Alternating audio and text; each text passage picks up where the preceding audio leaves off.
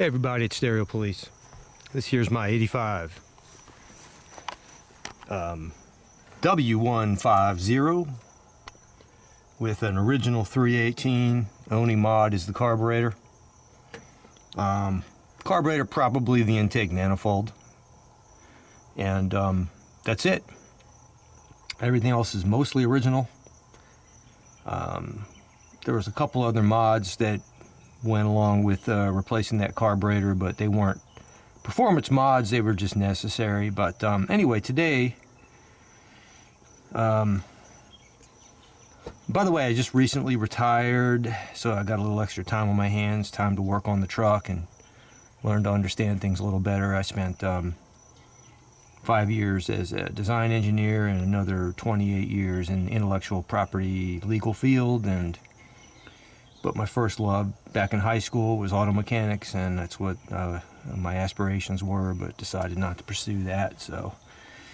But here I am, and now I've got the time for it. And so anyway, recently I was replaced electronic ignition, just installed some new spark plugs, and mechanic at the shop was telling me why not delete the air pump by pulling off the belt, and why not bypass the EGR, exhaust gas recirculation valve. All these things are currently working somewhat. Someone modded the air pump just a little bit, and I'll explain to you how that works. But that's really not the point of the video. What I want it to do is, I'll say this, any good mechanic, and there are a lot of good mechanics out there, any good mechanic knows how things work, knows how the systems work, knows how things work, knows how things function. If you don't know how things work, one is just a parts replacer. You really have to know how things work to diagnose and to understand the ramifications of the things that you do. You've got to know. So I got to thinking, and I see people online, just removing the belt of the air pump, and or bypassing the EGR. And it occurred to me, I know what these things are doing, and the video I want to make to you today is explain to you how these things work and what they do, and they're emissions devices. But the EGR system and the air pump, they do work in tandem. They do work together. Most people think they're independent systems, but they're not. They're somewhat dependent. And not only that, the air pump itself, deleting the air pump, removing the air pump could have adverse effects on your catalytic converters. Could. Because, you just go delete something like this, you're possibly going to send a lot more unburnt or ill-burnt fuel directly into your catalysts. And on this truck there are two catalytic converters, two catalysts, and I'll show you that in a minute. So you really have to think these things through, and if you were going to delete all the emission systems, including the charcoal canister, which is over there, I won't even get into that, then you'd probably have to hollow out the catalytic converters as well. Probably be a good idea. Otherwise, you're going to end up clogging up the honeycombs in there. But what I want to do is explain to you, because a lot of people think they know what these air pumps are doing, but probably not. And I'm going to explain to you, and it's a lot more complicated than you might think. You think it's just pumping air into the exhaust. No, not really. And I'm going to explain that to you. At least I'm going to explain to you how it works on this 318 1985 Ram W150. And there were different models. There's a Canadian model, there's a California model, and this is just the bare bones federal emissions model. Non-California, non-Canadian, non-high altitude. The high altitude model was different as well. But by explaining to you what this air pump does, how it works, and in conjunction with the exhaust gas recirculation, I think you'll get a good idea how they all work. They're all a little bit different here and there, but the basic functions are similar. So let's get started, but I need to give you a couple of a little bit of background information on the catalysts in this truck, and you need to know how the EGR system works as well. So I think this will be really fun and educational. I love knowledge, and this will be really educational for those who like this stuff. So I'm going to hit pause here, get a sip of my Mountain Dew. Oh, and by the way, when you own one of these trucks, it's a really good idea, you know, to get a good shop manual. Get a really good shop manual, or a reproduction. This is a reproduction of the Chrysler Service Manual. It's a good idea to have one of these things. Doesn't do a great job explaining the engineering of it, but in each section here in the service manual, before you get to how you diagnose and repair things, it does give you a brief overview of how things work. That helps. So couple that with the knowledge you find on the internet, you should be good to go. But I'm going to explain it to you today, so I'm going to go get a pointer. I'll be right back. Okay, first you're going to need to know a little bit of background information. Of course you have, and I can't see through the viewfinder here because it's a sunny day, so I'm hoping I'm pointing in the right direction. Forgive me if I'm not. Of course we all know this is an exhaust manifold right here, and this truck is not dual exhaust, single exhaust, factory. But you have an exhaust manifold here, driver's side, and passenger side. Now, on the driver's side, I'm gonna kneel down on something here, see if you can see it, but there's what's called a mini catalyst right there. Only on the driver's side, right there. Mini catalytic converter. Only on the driver's side. And then, of course, way back, a little further back,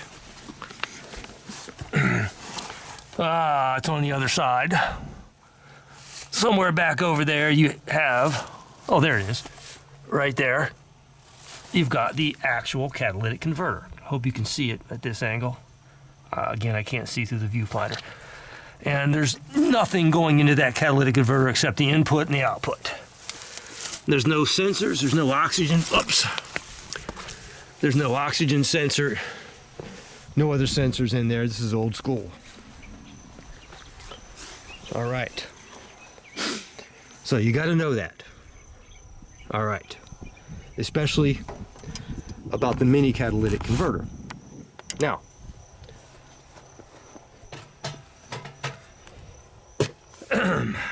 that mini catalytic converter is going to mostly comes into play at startup and warm up. And that's why it's only on one side. Now, when you start the engine,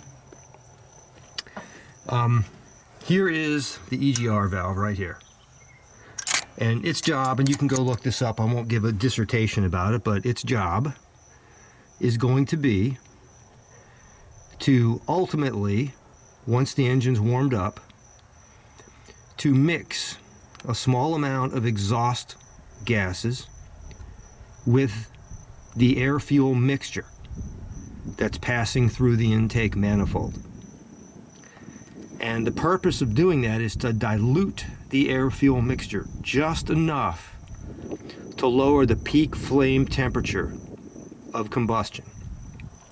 And to lower that peak flame temperature just enough so it doesn't affect performance too much, but it reduces oxides of nitrogen. So by lowering the peak flame temperature, by diluting the air-fuel mixture with just a touch of exhaust gases, you can lower that peak flame temperature to reduce oxides of nitrogen. So that's an emissions control device.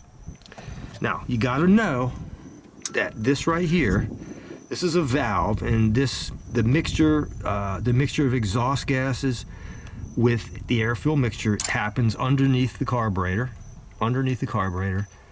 and it all happens by passages internal to the intake manifold.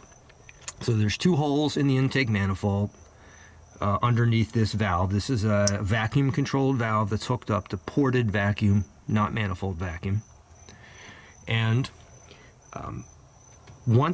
When you turn on the engine and it's cold, ported vacuum goes to this vacuum switch here, and it's a temperature controlled switch. It's screwed into the manifold. It senses temperature. When it's cold, it will not allow vacuum to pass through to the EGR valve. The EGR valve remains closed. Will not allow gases to recirculate or to mix. So under the cold warm-up, we're not trying to reduce peak flame temperature. We're just trying to warm the doggone engine up. Once the engine reaches a certain temperature, and I don't know what the turn-on temperature is here, but I'm sure it's in the manual, or I could measure it with a vacuum gauge.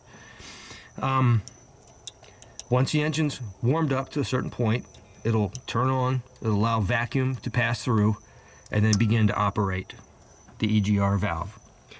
The EGR valve will, and we're almost done with EGR here, we're going to move on to the air pump. The EGR valve will allow that mixing of exhaust gas with the air-fuel mixture, and it opens up at high vacuum. And it will begin to slowly close down at lower and lower vacuums. So as you throttle high or your peak throttle, it will close down and stop mixing. So it operates mostly at maybe some cruising, lower accelerations, idle. That's when it's operating. When you're at peak acceleration, when you have minimal to no manifold vacuum, it's going to close and not allow that mixing. Of course, you would want that. I don't want that stuff mixing in there when I need the most acceleration or the most power. All right, that's how the EGR system works. And the important thing to note is the warm-up cycle. During warm-up, switch, EGR not working. We don't want that to happen during warm-up. Only after warm-up. All right, because we're lowering the peak combustion temperature, but not during warm-up. All right, let's move over to the air pump. This is interesting. This is where it gets a little more complicated. It's a sunny day. Wow, the sun's shining off these parts and blinding me. All right. Now, let me hit pause here for a second. So, right here, the very first belt, the very foremost belt, drives an air pump. And this is just an air pump, this thing right here. It's a centrifugal air pump.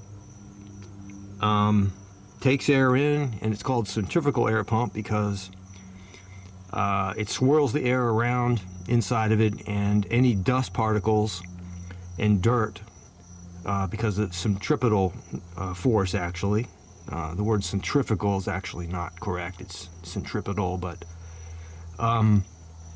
all that stuff gets slung out to the outside and deposited into the atmosphere, so it's kind of a filter, and then the inside pressure close to the middle, after all that junk is slung out to the outside, gets passed through air pressure. So this is just an air pump. Now this thing right here, that's connected to the air pump, is a valve. And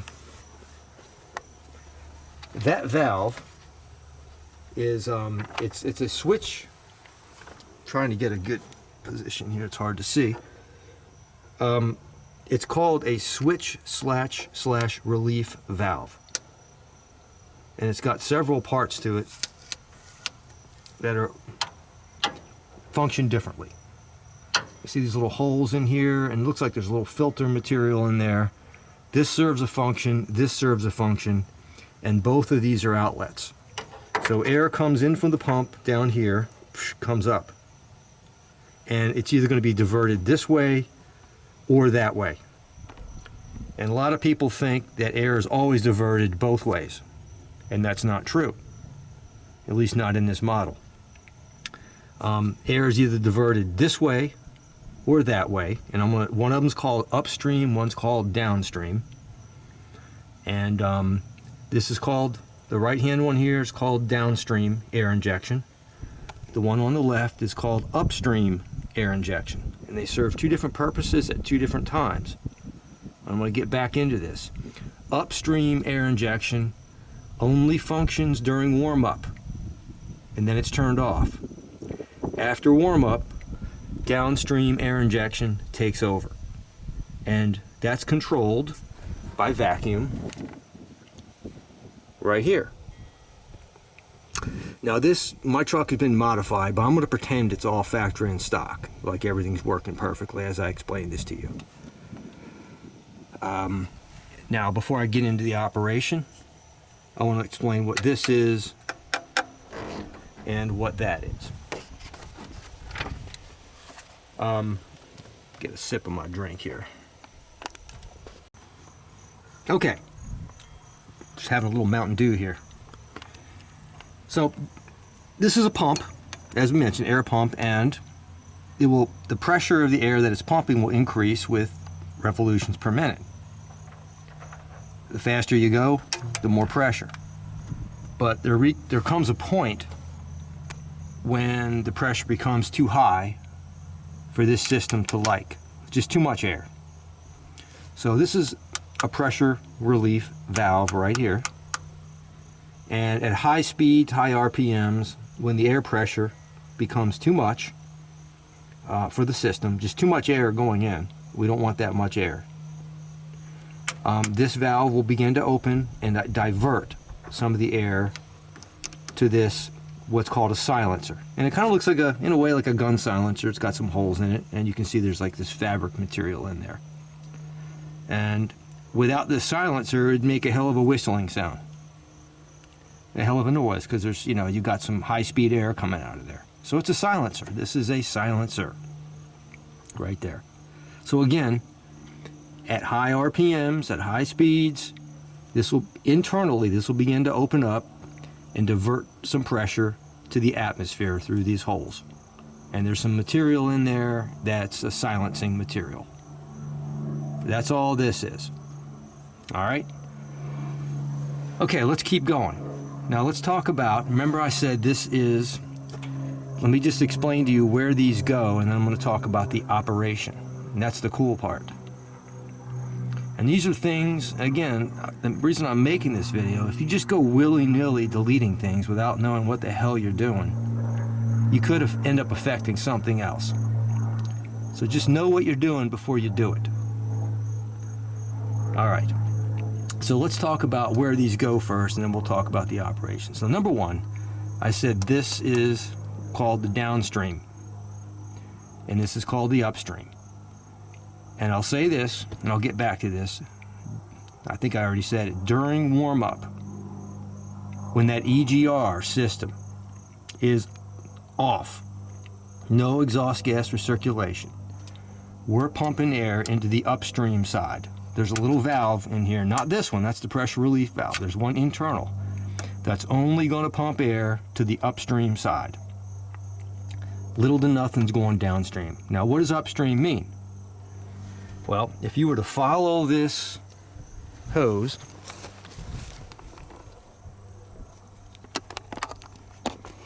pulling my pointer here, here it is right here. This is a check valve right here. This is a one-way valve that'll allow pressure to flow that way, but will not allow hot exhaust fumes or backfires or anything else to flow back to the air pump. So it's just a check valve, no big deal. So if you were to follow this around, it would ultimately come back around, and this is the part that's been disconnected by somebody, but pretend it's here. It would come back around and connect to a vacuum-operated valve right here at the output of the exhaust manifold. Just at the output of the exhaust manifold. I just want you to remember that. Only on this side. This is the passenger side. Only on this side. You're probably scratching your head. What the fudge? You can see, I don't know if you can see it, but this has been, that pipe that comes around right there has been cut. It's wide open right now. And there's no vacuum line going to this valve right here. And someone has plugged up so that, you know, so we're not getting exhaust gases out of this thing. And someone has permanently opened this valve. That's fine. It's no big deal. But pretend it's hooked up. So the upstream air from the air pump goes to the exhaust manifold, right at the output of the exhaust manifold on the passenger side. Why? We'll get to that. Let's talk about the downstream side. Where does this one go? This pipe, if you were to follow, there's another check valve right there. If you were to follow it, it goes back, branches off, and attaches to the very backs of both exhaust manifolds. Do you see that insert right there? That bolt right there. Hopefully you can see it. Let me get a flashlight. Right there. Well, there's one of those on the back of this manifold and one of those on the back of the passenger side manifold too. Well, that's where they get attached to. So it's blowing air directly in to the back side of the exhaust manifold on both sides, passenger and driver. That's why they call it downstream. That's where it goes. See, you thought they both went to either sides of the engine and did the same thing. They do not. All right, let's talk about the functioning. So what's going on here? Now remember the warm-up cycle. Here we get into the functioning. So you go out, you start your car, you get ready to start your car, it's totally cold. Click, you start it, fires right up because it's a Ram. Fires right up, sounds like a, you know, purrs like a kitten, okay?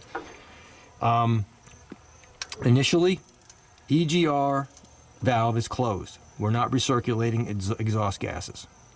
Okay, we want to keep that flame hot right now. We're warming up. We don't want to reduce that flame temperature. Right on.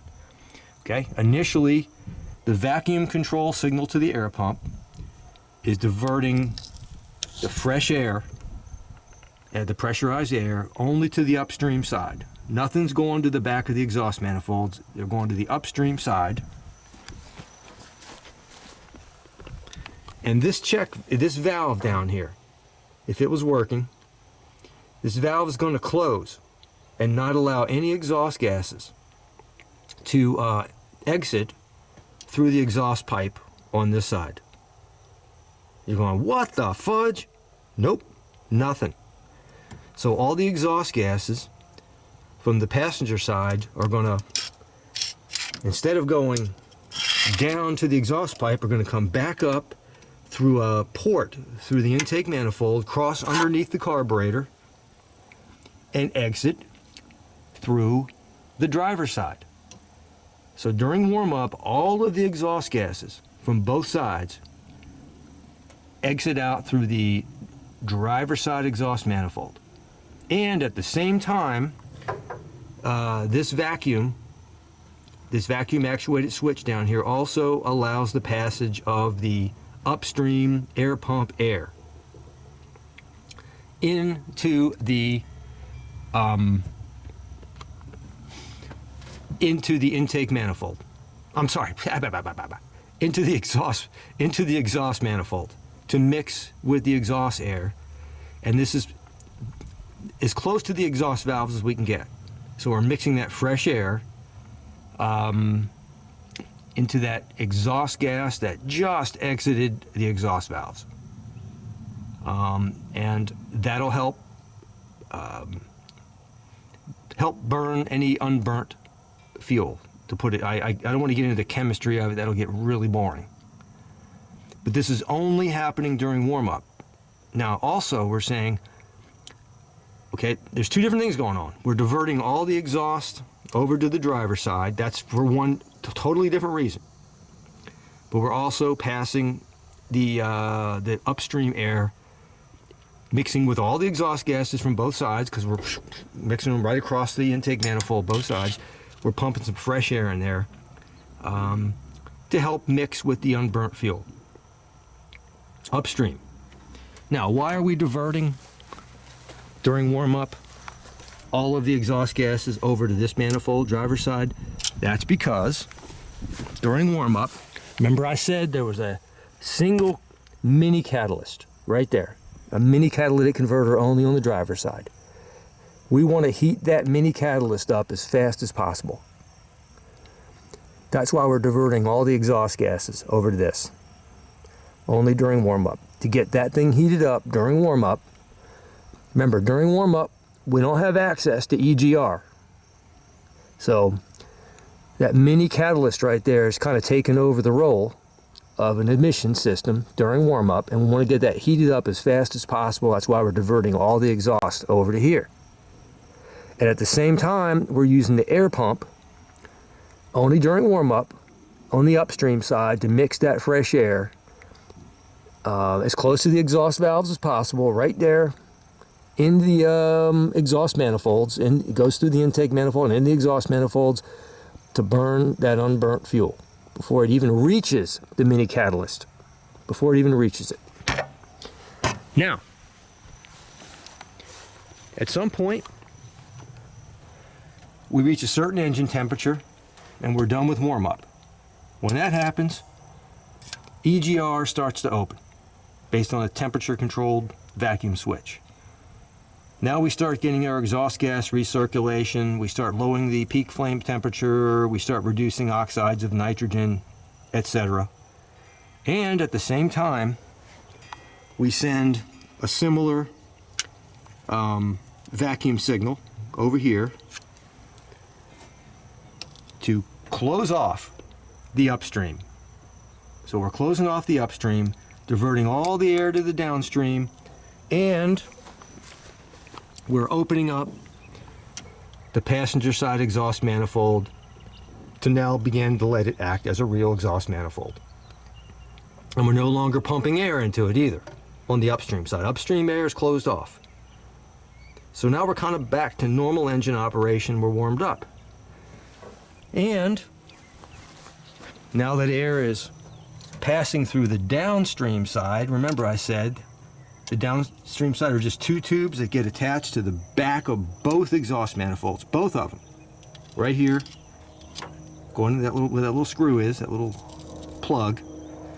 And we're now mixing fresh air, pressurized fresh air, with the exhaust gases coming out of both exhaust manifolds to further help burn any unburnt fuel, again, before it reaches the catalytic converters.